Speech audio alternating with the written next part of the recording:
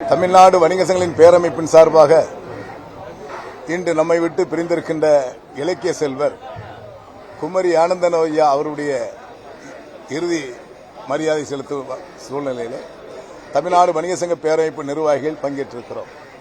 குறிப்பாக அவர் ஆற்றிய பணிகளிலே 4 முறை சட்டமன்ற உறுப்பினராகியும் 1 முறை பாராளுமன்ற உறுப்பினராகியும் கலைஞர் முத்தமிழறிஞர் ஆட்சியிலே ஒருமுனை வரி கொண்டு வர வேண்டும் என்று சட்டமன்றத்தில் பேசி ஒருமுனை வரியால் வியாபாரிகளுக்கு எவ்வளவு நன்மை, மக்களுக்கு எவ்வளவு நன்மை என்பதை சுட்டிக்காமித்து சிறப்பித்த ஒரு மாமனிதர், ஒரு இலக்கிய செல்வர் என்று சொன்னால் ஞாபக சக்தியிலே கலைஞருக்கு அடுத்தபடியாக ஞாபகமாக வைத்து எதையும் எப்பொழுதும் சுட்டிக்காட்டக்கூடிய ஒரு ஒப்பற்ற மனிதராக வாழ்ந்திருக்கிறார்கள். அவருடைய மறைவு தமிழ்நாடு வணிக சங்க பேரமைப்புக்கு மட்டுமல்ல, தமிழகம் மட்டுமல்ல, இந்தியாவில் வாழுகின்ற உலகம் முழுவதும் வாழுகின்ற தமிழ் மக்களுக்கு பேர் அதிர்ச்சியாக இருக்கிறது.